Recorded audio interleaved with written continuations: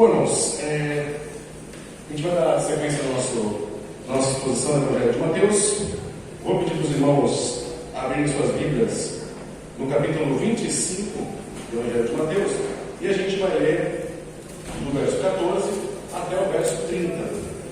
É uma parábola bem conhecida, é um trecho já bem lido aí da palavra de Deus, e a gente vai tentar dar uma observação mais clara para esse texto que entra em nossas vidas, como a gente consegue aplicá-lo no nosso dia a dia, né? Antes disso, dar algumas informações para os irmãos. Na última semana foi muito corrida, a bisavó da Elisandra faleceu, isso desencadeou uma série de problemas na família dela, né? Eu sendo casado com ela, naturalmente, parte desses problemas acabam refletindo em mim também. É uma situação bem complicada, né, que tem acontecido com a família, né? Matriarca, né? E tudo mais.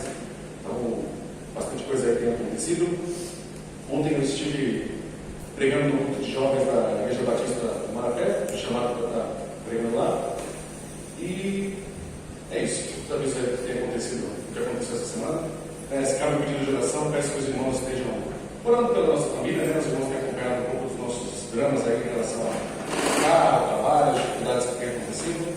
E adianta aos irmãos que bastante coisa está para mudar nas nossas vidas, e mim realizando, e eu peço que vocês estejam em oração por isso, para que a vontade de Deus seja sempre o nosso guia nas decisões e nas direções que a gente for caminhar em relação à nossa vida, né? Então, começando aqui, eu vou ler aqui, porque minha filhinha acabou quebrando meu óculos há uns minutos atrás. Sempre eu estou numa maré de sorte inacreditável, está tudo dando certo. Acabou quebrando meu óculos e aqui eu não vou conseguir ler, então eu vou dar uma lida aqui, se eu conseguir. Vamos lá. A gente vai lendo 14, e aí a gente vai lendo. Eu vou ler tudo, depois a gente faz daquele jeito que a gente sempre costuma fazer, né? E explicando um pouquinho por pouquinho. Poxa, vou até pegar uma aqui. Obrigado. Depois eu pego essa. E ainda tem uma que está aqui que o pastor Vinícius acabou tomando, então eu vou tomar essa aqui também. Diz assim: pois será como um homem que, ausentando-se do país, chamou seus servos e lhes confiou seus bens. E a um deu 5 talentos, a outro deu 2, e a outro deu 1, de acordo com a capacidade de cada um deles. E então partiu. O servo que tinha recebido 5 talentos saiu imediatamente a negociar com eles e ganhou outros 5. Do mesmo modo, o que tinha recebido 2 ganhou outros 2. Mas o servo que tinha recebido 1 talento, saindo, fez um buraco na terra e escondeu o dinheiro do seu senhor. Depois de muito tempo, o senhor daqueles servos voltou e fez um ajuste de contas com eles. Aproximando-se do que tinha recebido 5 talentos, entregou outros 5, dizendo: o senhor me confiou 5 talentos, eis aqui outros 5 que ganhei. O senhor disse: muito bem, servo bom e fiel, você foi fiel um pouco, sobre muito o colocarei. Venha participar da alegria do seu senhor.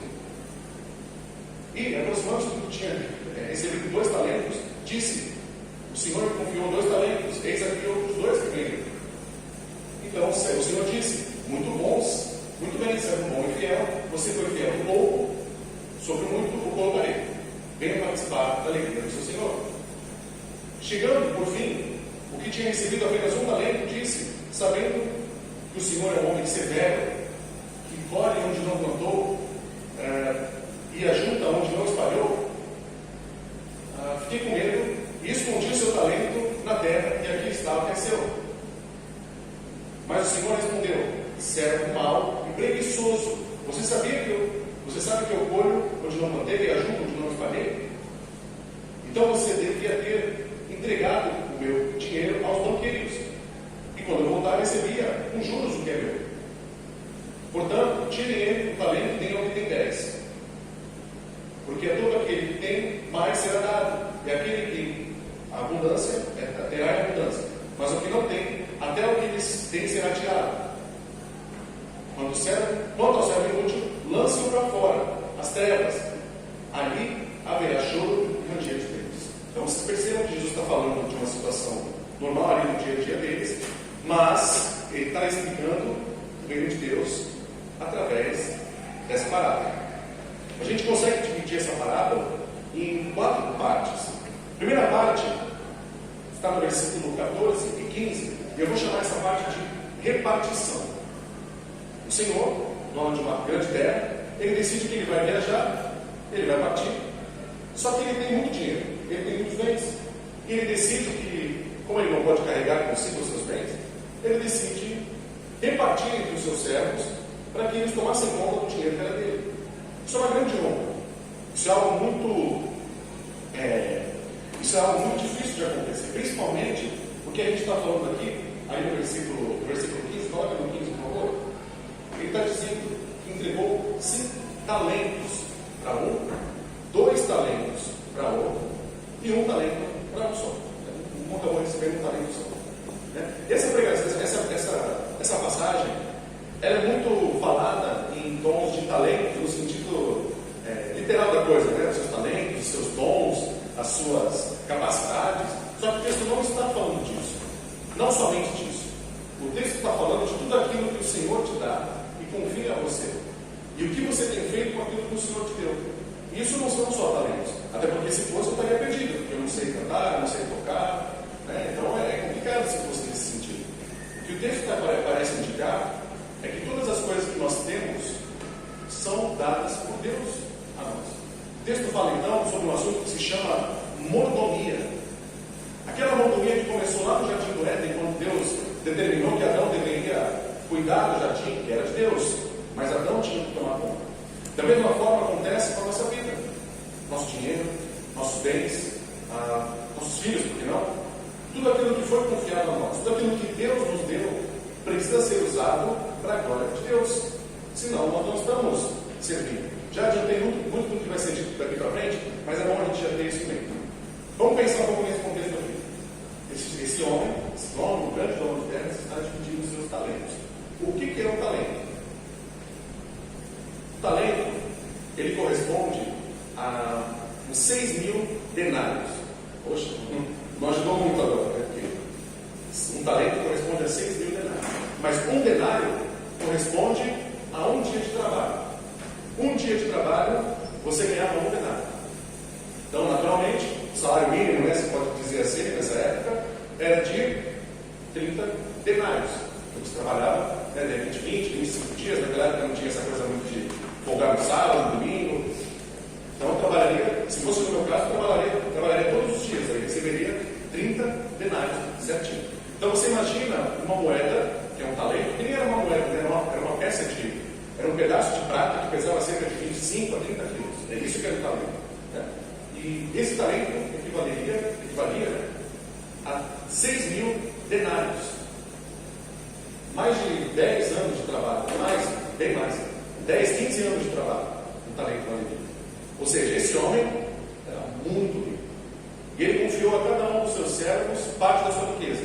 É claro que, de maneira dele, muito estratégica. Ele sabia o que ele estava fazendo. Existia um porquê fazer isso. E nessa primeira parte, ele faz então essa questão que a gente chama de repartição. Ele reparte os seus talentos entre cada um dos seus servos. Isso vai ser importante que a gente vai continuar. A segunda parte do texto, que a gente pode encontrar no versículo 16 até o 18, eu vou chamar essa parte de administração. Primeira parte, divisão ou repartição. A segunda parte é administração. O que isso quer dizer? O que cada um desses servos fez com aquilo que recebeu do seu Senhor? Percebam que eu estou usando a linguagem para a gente também pensar naquilo que a gente tem recebido do nosso Senhor. Essa passagem fala muito diretamente conosco, né? O que cada um deles fez com os seus talentos. O primeiro deles, o que ele fez? Aparentemente ele negociou, investiu. O fato é que ele recebeu mais 5. Ele tinha 5, agora ele tem 10. Ele administrou bem aquilo que o seu patrão lhe deu. Talvez ele tenha até pensado: poxa, meu senhor me deu 5, de repente ele queira só 5 de volta. Então o que eu vou fazer? Eu vou ganhar mais 5, porque aí eu devolvo os os 5 para ele, eu devolvo os 10, de repente ele. O texto não diz muito claramente as intenções de cada um, mas o propósito da parábola é mostrar que o intuito dele fazer esse tipo de melhorias na sua administração tem a ver com trazer mais honra ao seu Senhor, multiplicar o patrimônio do seu Senhor. E é interessante, né, a gente falar especificamente disso, né, porque o texto está falando de valores financeiros, né? E o nosso mundo hoje, o mundo capitalista, né, que a gente vive, ele é muito voltado ao dinheiro. Tudo na vida, infelizmente, acaba esbarrando na questão financeira. Já dei esse exemplo aqui, né? Um colega meu, ele fez medicina, eu fui fazer teologia, ele foi fazer medicina. O que eu fui fazer, né? Mas um colega meu, médico, né? Lucas também, coisa, né? Eu até quase como um espelho, assim, meu Deus, se eu fosse fazer medicina, enfim. Ele me falou uma vez, né, que nos tempos da faculdade, né, naquele período que os médicos chamam de residência, ele tem que cumprir horas de estágio em instituições e tudo mais. E no seu 1 ano de residência, ele fez 6 meses em hospitais particulares e 6 meses no SUS. E ele percebeu uma grande diferença em relação à evolução dos pacientes. Alguns pacientes, com os mesmos problemas, ele passava a mesma. Ele é mais voltado para a área do esporte, né, para a ortopedia, eu acho. Ele passava os mesmos alimentos, as mesmas medicações, e ele percebia que o resultado final era diferente. Porque muitas vezes a pessoa de classes sociais mais baixas, eles não tinham essa capacidade de repente comprar os melhores alimentos ou comprar os melhores remédios. Infelizmente, no mundo de hoje é isso. O dinheiro se tornou esse impeditivo para as coisas.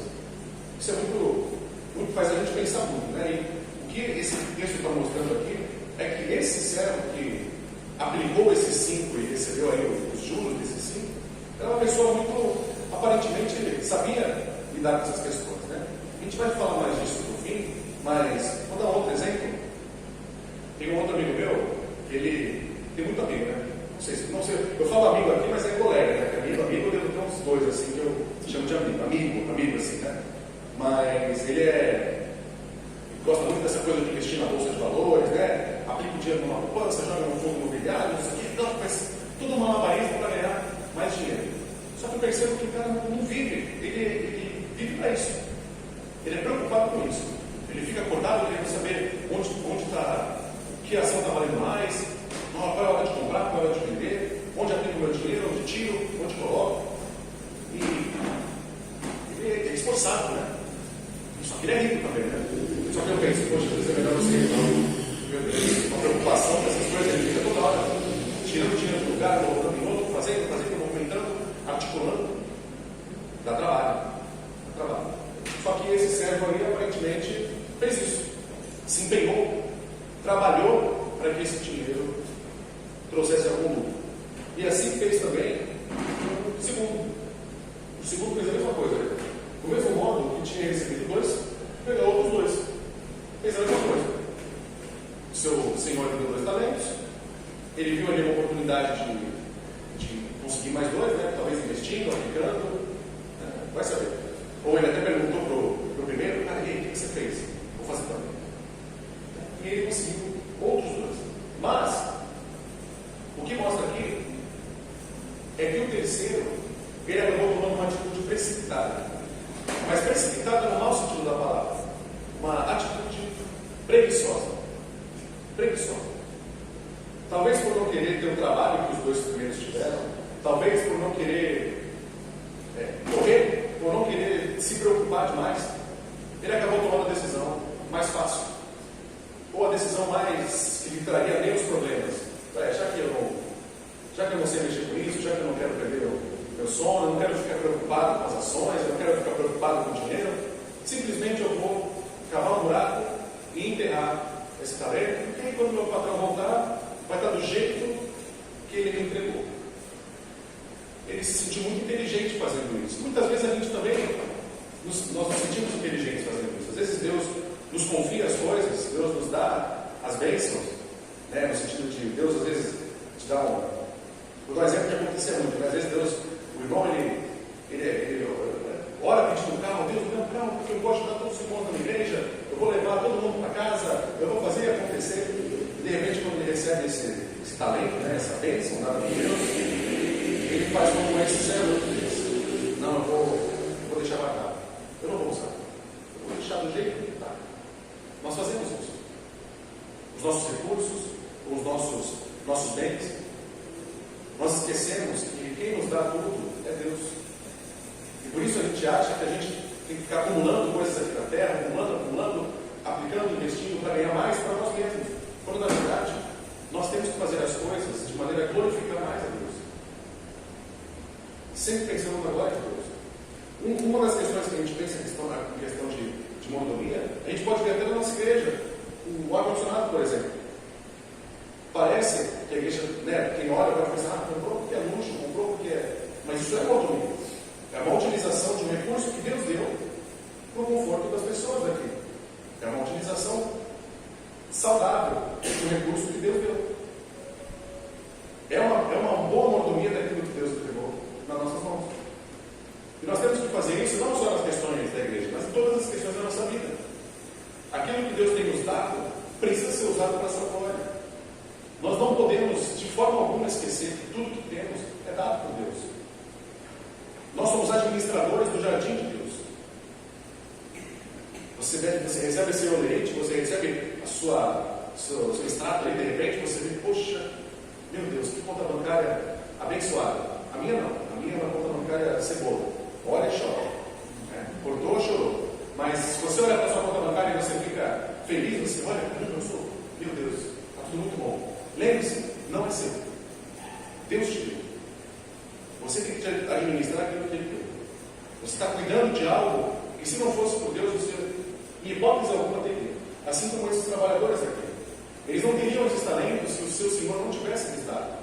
Eles não teriam o que administrar ou o que enterrar, no caso desse aí, se o seu Senhor não tivesse dado. E nós, como cristãos, não podemos esquecer disso. A gente vive a nossa vida muito no automático com as coisas. E esse texto ele fala muito comigo ultimamente. Eu vou dar até um testemunho pessoal aqui bem rápido, porque ultimamente os irmãos têm percebido que eu tenho trabalhado muito. Só que eu lembro que o trabalho ele não é para mim. Por mais que quando eu trabalho eu pense: poxa, eu tenho contas a pagar, eu tenho filhos para alimentar, eu tenho muitas responsabilidades financeiras aí que eu preciso suprir. Mas, no fim das contas, o objetivo do meu trabalho é glorificar Deus. Quando eu cumpro meus horários, quando eu atendo as demandas que os meus superiores colocam, quando eu cumpro aquilo que é proposto, eu estou glorificando a Deus também. Eu estou sendo um mordomo do jardim que Deus deu na minha mão, cuidando daquilo que foi confiado a mim. E todos vocês aqui, vocês são, com todo respeito, tá? Vocês são mais velhos que eu. Então, naturalmente, vocês também imagino que até mais responsabilidades que eu. E essas responsabilidades, elas não podem ser um fim em si mesmo. Eu trabalho para pagar as minhas contas. Eu trabalho porque eu sou muito bom. Eu fui promovido porque eu sou o cara. Eu sou o cara. Não, não é. Deus é o cara. Deus te deu a possibilidade de servir o melhor onde você está. Isso se aplica ao trabalho, isso se aplica à família, isso se aplica aos estudos, isso se aplica tudo na sua vida. Na igreja também, claro, né? Eu estou tentando evitar falar muito da igreja, porque essa pregação, geralmente, quando eu vejo os pregadores falar, eles falam muito dos talentos, né? Você louva, você sabe louvar e não está cantando na igreja. Você sabe expor a palavra, mas você não está pregando na igreja. Também se aplica. Mas não é só isso. A vida do cristão não se resume só aos encontros de domingo. É a vida diária do cristão. É isso que mostra o tamanho da sua lealdade e preocupação com o seu Senhor. Tenta se colocar na cabeça de cada um desses servos. O primeiro, ele recebeu e ele pensou: poxa, eu preciso fazer com que o meu chefe olhe, o meu senhor aqui olhe, e ele tem orgulho daquilo que eu fiz com que ele me deu. Então o que eu vou fazer? Vou dar mais. Eu vou investir e vou duplicar aquilo que ele me deu. Já esse último aqui, ele deve ter pensado, ele pensou propriamente: muito cansado, vou correr com isso, esse dinheiro nem é meu, não vou me preocupar com isso, vou enterrar lá e quando ele voltar eu depois. Nós agimos assim. E é interessante, para a gente ver aqui, a gente vai começar agora com uma terceira parte que eu chamo de restituição. E aí começa no versículo 19. Restituição a gente lembra do imposto de renda, né? Inclusive quem vai receber a segunda lote já é sexta-feira. Eu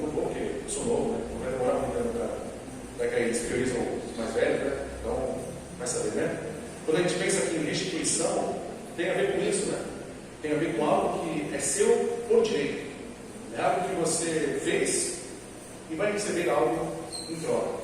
Esse senhor aí, ó, depois de muito tempo, o senhor deles voltou. A Bíblia, Jesus Cristo deixa muito claro que ele levou muito tempo para voltar. Depois de muito tempo, ele voltou. Ou seja, não havia desculpa para que esses trabalhadores, essas pessoas a quem ele confiou, não tivessem feito alguma coisa, porque foi muito tempo. Lembre-se do que eu disse, um talento correspondia a 6.000 denários. Tem um homem aí que recebeu 5 talentos. É muito dinheiro. Esse trabalhador que recebeu 5 talentos, ele poderia contratar 10 trabalhadores para trabalhar com ele durante 5 anos. Ele podia ter feito isso. E ele ficaria tranquilo. O que recebeu 2, podia contratar 1 ou 2 também para trabalhar para ele durante muitos anos. Era muito dinheiro. E a Bíblia deixa claro, quando Jesus fala aqui, depois de muito tempo ainda esse senhor retornou. Vai saber, né? Rico é cheio de coisa, né? Não sei se os irmãos viram essa situação triste que aconteceu aí durante a semana aí, daquele submarino que os milionários foram fazer um tour pelo Titanic, acabaram se afogando lá, né? Perderam o contato com o motor, né? O submarino era controlado por um joystick de videogame, não sei se era um tubo, não sei se era. Perderam o controle, né? Rico tem dessas, né? Às vezes eles gostam de fazer essas extravagâncias, né? E quando eu estava pensando nessa pregação durante a semana, aconteceu isso, né? Eu pensei nisso, vai saber, esse senhor aí foi viajar ao mundo aí em 10 anos, foi fazer alguma viagem muito distante, e retornou depois de muito tempo, e quando chegou, ele restituiu. Mas a gente vai ver como é que aconteceu, pessoal. Pode deixar eu dizer uma coisa. Depois de muito tempo, o senhor daqueles servos voltou e fez um ajuste de contas com eles. Olha que interessante. Em nenhum momento, quando esse senhor retorna, ele passou ordem para essas pessoas. Ele não disse em nenhum momento: você tem que aplicar, você tem que fazer isso, você tem que fazer aquilo. Ele não pediu nada. Ele só repartiu tudo. Tá bom. Talvez é isso, uma ordem mais simples. Confio em vocês. 20. E aí, ó, que tinha 5 talentos, entregou outros 5. E aí, disse para o seu senhor: o senhor me confiou 5 talentos. E aqui, eis aqui outros 5 que vêm. E aí, o senhor disse: muito bem, servo bom e fiel. Você foi fiel pouco, sobre muito colocarei. Venha participar da alegria do seu senhor. E o segundo servo acontece a mesma coisa com os dois, né? Uma coisa que chama a atenção aqui, ele coloca ali, né? O senhor confiou 2 talentos, eis aqui os outros que eu ganhei, e aí coloca 23, por favor. Ele coloca ali, né? O senhor diz: você foi fiel um pouco, e sobre muito colocarei. Muito. Parece até meio estranho ele dizer isso, né? O senhor disse: você foi fiel a mim um pouco. Pouco? O senhor deu 5 talentos para ele, não é pouco. Ou pelo menos, de repente, na cabeça desse servo, não era pouco, era muito dinheiro. Para você, talvez eu esteja falando aqui, os irmãos não estão tendo a dimensão total, mas o quanto vale um talento hoje é impossível de ser calculado nas moedas que nós temos hoje. Não tem como saber. O que a gente pode fazer são estimativas, mas não dá para saber quanto é um talento. Mas as estimativas que traz aí já jogam para trás dos milhões, sabe? Centenas de milhões, sabe? Uma quantia de dinheiro que qualquer um de nós aqui, se recebesse, podia ficar o resto da vida tranquilo. Era muito dinheiro. Um talento só. Lembrando que era um pedaço de prata de 20 a 30 quilos. Então esse era o peso que tinha e o valor que tinha. E para esse homem que recebeu 5, o seu chefe lhe disse: no pouco você foi fiel. Não foi pouco, foi muito. Isso dá para a gente a dimensão do quão rico aquele senhor é, do quão poderoso ele é. E se a gente entende que esse senhor representa, dentro da parábola, o nosso Senhor, faz sentido. Por mais que a gente olhe muitas vezes para as coisas que Deus nos dá, e a gente pensa: poxa, é muito. Mas Deus olha assim: é muito para você, eu posso sou responsável por muito mais. Aqui perde um pouco dessa dimensão. Mas aí, chegamos então à última parte do nosso texto, que seria a retribuição. Temos a restituição e a retribuição, que se daria com esse último servo. Chegando para o fim, que tinha recebido um talento só, disse: sabendo que o Senhor é um homem severo, que colhe onde não plantou e ajunta onde não espalhou, fiquei com medo e escondi o seu talento na terra. Aqui está o que é seu. Mas o Senhor respondeu: servo mau e preguiçoso, você sabia que eu colho onde não plantei e ajunto onde não espalhei? Então você devia ter entregado o meu dinheiro aos banqueiros, e eu, ao voltar, receberia com juros o que é meu. Portanto, tire o talento dele, dê ao que tem 10. Porque a todo que tem mais será dado, e terá em abundância. Mas ao que não tem, até o que tem será tirado. Quanto ao servo inútil, lance-o para fora nas trevas, ali haverá choro e ranger de dentes. A gente está vendo aqui um pouco do que acontece no reino de Deus, como funciona a dinâmica do reino de Deus. Se você é um servo, tudo aquilo que Deus lhe dá, você usa para os seus próprios fins, ou nem usa, você vai ser lançado para fora.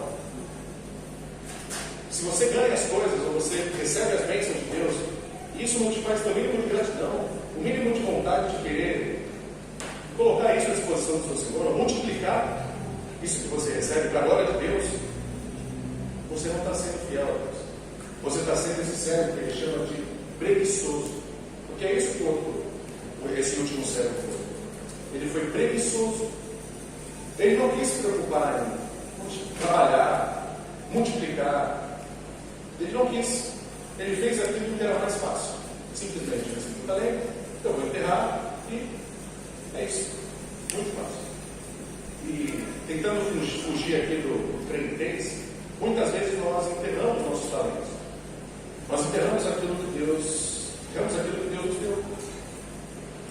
Pense que tudo que você tem na sua vida, pense até nas coisas mais simples que você tem na sua vida, foi Deus que lhe deu. E elas precisam ser usadas para a glória de Deus. Você olha no espelho e você vê de repente: poxa, eu sou uma pessoa muito inteligente. Você está usando isso no reino de Deus? Não. Você está sendo infiel e preguiçoso e vai ser lançado para fora. Poxa, comprei uma camisa muito legal.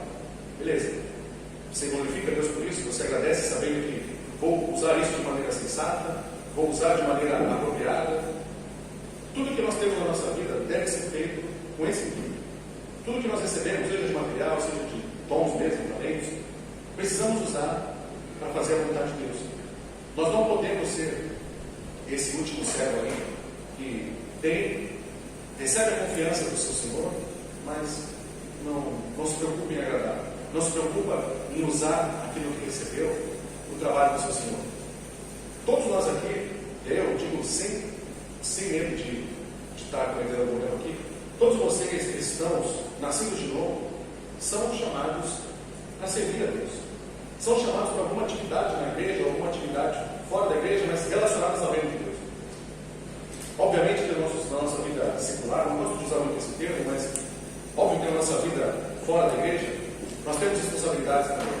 Mas aqui, a comunhão que nós temos uns com os outros, a comunidade de fé, a gente precisa pensar em como nós conseguimos utilizar os nossos talentos, as nossas capacidades, os nossos bens, os nossos recursos para a igreja. Lembra quando a gente via ali no livro de Atos, ali, Atos 2, Atos 3 mais ou menos, quando fala como funcionava a igreja? Os irmãos ali que tinham plena comunhão, eles não estavam preocupados tanto com seus bens materiais, com as suas riquezas. Havia um repartir ali muito saudável das coisas. Existia ali uma preocupação muito maior com o reino, com a expansão do reino. Isso falta em todos nós, não nós aqui também, mas nós cristãos como um todo. Talvez a gente ceda muito a pressão da nossa sociedade, né, de que nós precisamos ser ricos a todo custo, precisamos ser bem-sucedidos, precisamos acumular o máximo de riquezas para nós mesmos. O que eu mais escuto nesse mundo é a pessoa que colegas de trabalho, né, principalmente, trabalha, preocupado em adquirir bens, em adquirir imóveis, adquirir várias coisas. Por quê? Para deixar para a geração futura. É para deixar para a minha família. Tudo bem, isso não é errado. Não estou dizendo que é errado, só não. Mas é esse o motivo principal de você estar fazendo as coisas. Um dia isso vai te frustrar. Vai te frustrar. Se você faz as coisas preocupado apenas em questões humanas, seja para você, seja até para os seus filhos mesmo, 99,9% de chance de que você vai se frustrar. E aí você vai olhar para esse seu castelo construído e você vai dizer, poxa, eu trabalhei, fiz tudo aquilo por eles e deixaram na mão. Não faça por isso. Faça para glorificar Deus. Todos os outros motivos são justos, sim, porque eles partem de uma premissa verdadeira. Mas pense, acima de qualquer coisa, eu tenho que construir o meu castelo, eu tenho que multiplicar os meus talentos, aquilo que o Senhor me confiou, para a glória do Senhor. Isso aconteceu na minha família. Acho até que ele está gravando, mas acho que ele vai assistir, meu avô não assiste. Ele é meio ateuzinho, assim, ele não gosta, acha que Deus existe e tudo mais, enfim. Ele tinha essa cabeça, né? Eu vou trabalhar, construir um patrimônio, vou construir casas, né? Comprou casas, terrenos e tudo mais, vou deixar para os meus filhos. E a minha mãe vamos dizer que ele é padrasto da minha mãe, né? Então, minha mãe não teria direito a nada, né?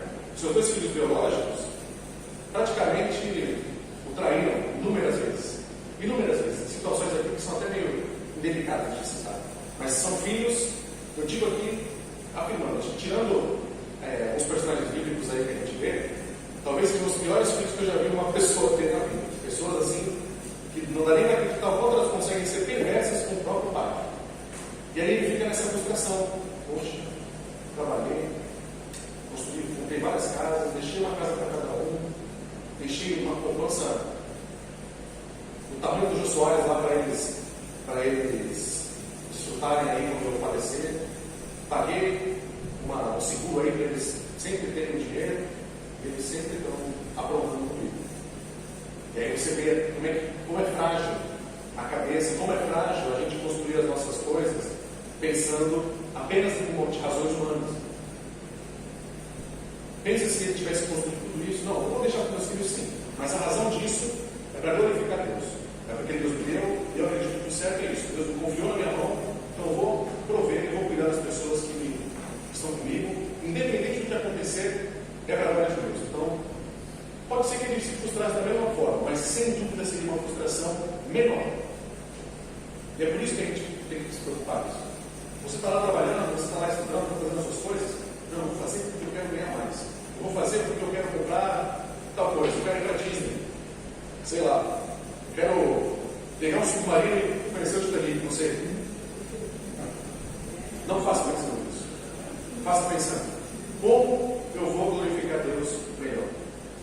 Como o meu trabalho vai fazer com que Deus seja mais glorificado?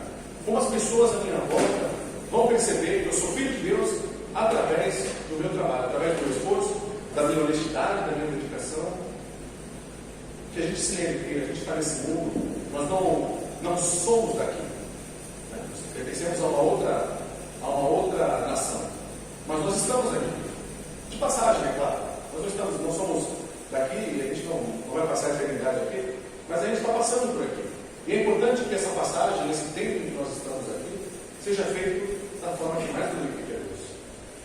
Que quando você volte para o seu lar, você pense nessa passagem no decorrer da semana, espero que não só da semana, mas da sua vida, porque a palavra de Deus não pode sair do nosso coração, da nossa cabeça nunca. Pense sempre em ser esse primeiro servo, que recebeu uma quantia, recebeu algo muito abundante do seu Senhor, mas que se preocupou em fazer algo. Porque o mais normal é que, de repente, às vezes, aquele que recebe mais, tenho muito, eu vou deixar assim mesmo. Mas não, na verdade, aquele que tinha mais foi o que mais deu resultado, por assim dizer. Que isso, irmão, nos faça pensar na nossa vida como cristão. Que você, no seu tempo de devocional, no seu tempo de estudo bíblico, no seu período de culto doméstico, não sei como funciona a dinâmica de cada um, essa semana lembre-se disso. Pense em como eu consigo glorificar Deus. Como eu consigo esses 5 talentos que Deus nos deu, essa bênção abundante para receber do Senhor, como eu consigo fazer com que essa bênção se transforme em algo que vai glorificar ainda mais a Deus, vai fazer com que Deus fique ainda mais satisfeito com a minha vida? Pense nisso. Que a gente não se esqueça que o nosso Senhor, Ele sempre age com justiça, assim como agiu nesse caso. E se você fez aquilo que é certo, se você agiu da maneira que o Senhor espera, você vai ser restituído. Mas se não for, você vai sentir qual é o tamanho da ira de Deus. A justiça de Deus, o amor de Deus e a misericórdia de Deus são muito grandes, claro, mas a sua ira é proporcional também. Nós temos que fugir dela, enquanto ainda podemos. Amém? Amém. Vamos orar mais uma vez e depois a gente vai partir do nosso tempo de celebração da ceia do Senhor. Senhor Deus, amado Pai, muito obrigado, Senhor, por mais um domingo. Muito obrigado, Senhor, por mais um culto. Nós ainda não terminamos nossas atividades aqui, mas que o Senhor nos abençoe, nos proteja e nos ajude a ser como esse primeiro servo dessa parábola. Uma pessoa que de fato se preocupa com aquilo que o Senhor tem dado. Uma pessoa que de fato tem uma preocupação genuína em como glorificar o Senhor, em como utilizar de maneira sábia aquilo que o Senhor tem nos dado. Sabemos que na nossa vida passamos por inúmeras dificuldades, inúmeras provações, frustrações, mas também sabemos que é o Senhor quem coloca essas situações na nossa vida para que nós aprendamos, para que nós consigamos chegar mais perto do Senhor. Muito obrigado. Que a palavra aqui estudada, a palavra aqui lida, não volte vazia nos nossos corações, mas que ela que seja viva todos os dias de nossas vidas. Em nome de Jesus. Amém.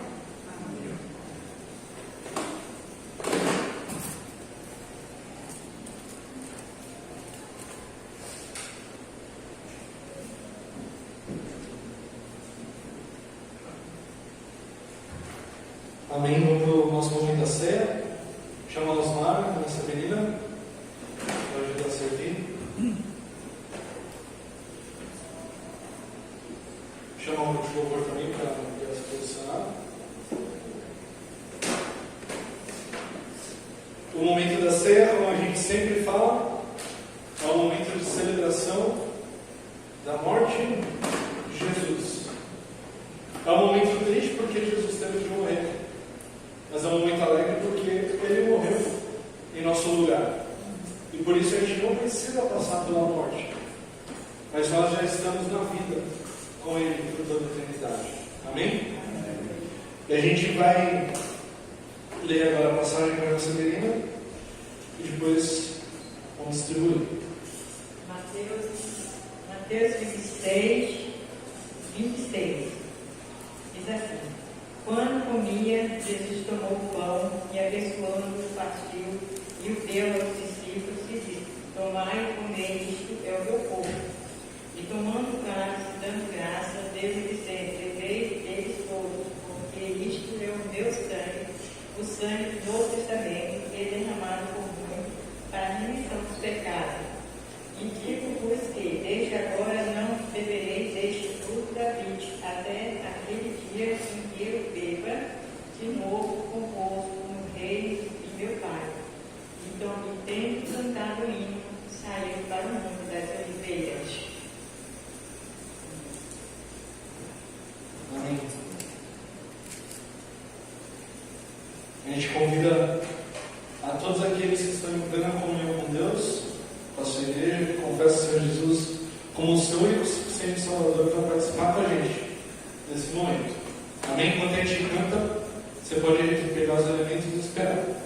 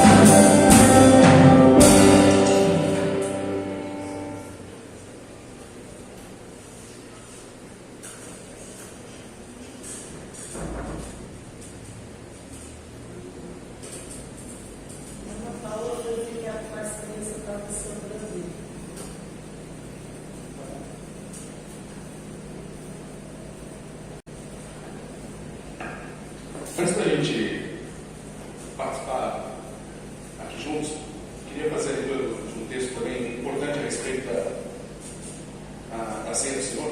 Quando a gente vê aqui em primeira carta de Paulo aos Coríntios, no versículo 11, nos diz: todas as vezes que comerem esse pão e beberem o cálice, façam isso, anunciem a morte do Senhor até que ele venha. Por isso, aquele que come o pão ou bebe o cálice do Senhor indevidamente será réu do corpo do sangue do Senhor. Cada um examine a si mesmo, e assim coma do pão e beba do cálice. Esse texto é importante da gente pensar. Quando o texto fala para nós examinarmos a nós mesmos e avaliar a nossa comunhão, que a gente não participe da ceia de maneira indevida, tem a ver com a comunhão dos irmãos. Quando a gente diz aqui a respeito disso, pensando, você está de fato em comunhão com seus irmãos?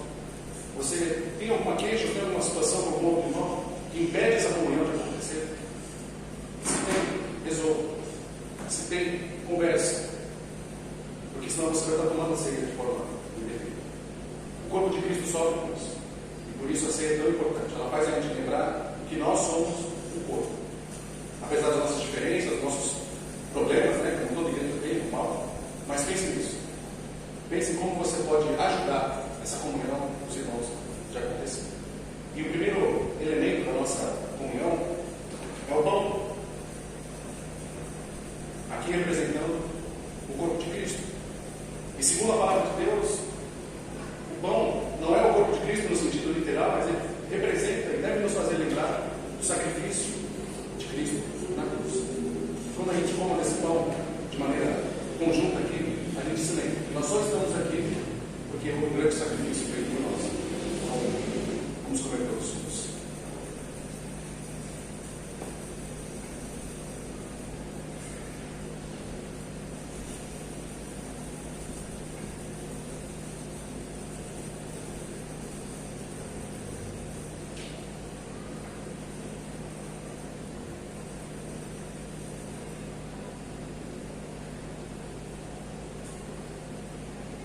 Da mesma forma, o sangue derramado por Jesus na cruz nos une como igreja, e nele nós somos lavados, purificados dos nossos pecados, e podemos ter a esperança de estarmos com Ele um dia na glória. Por isso nós vamos tomar o cálice que representa o sangue de Jesus.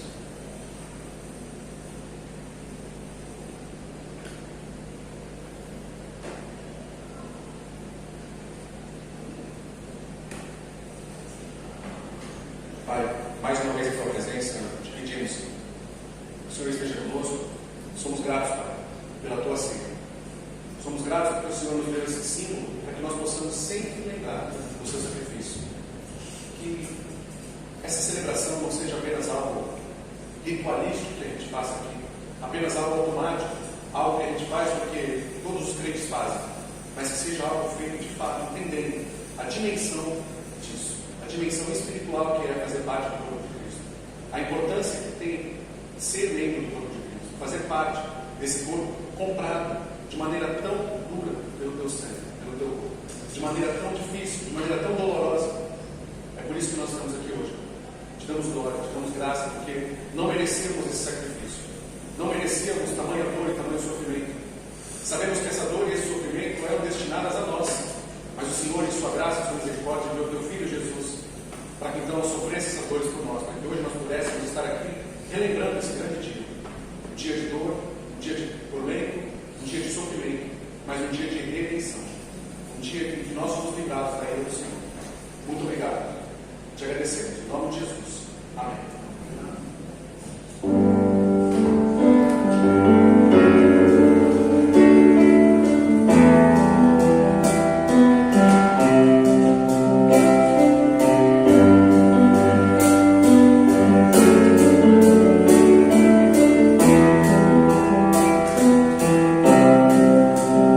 Yeah.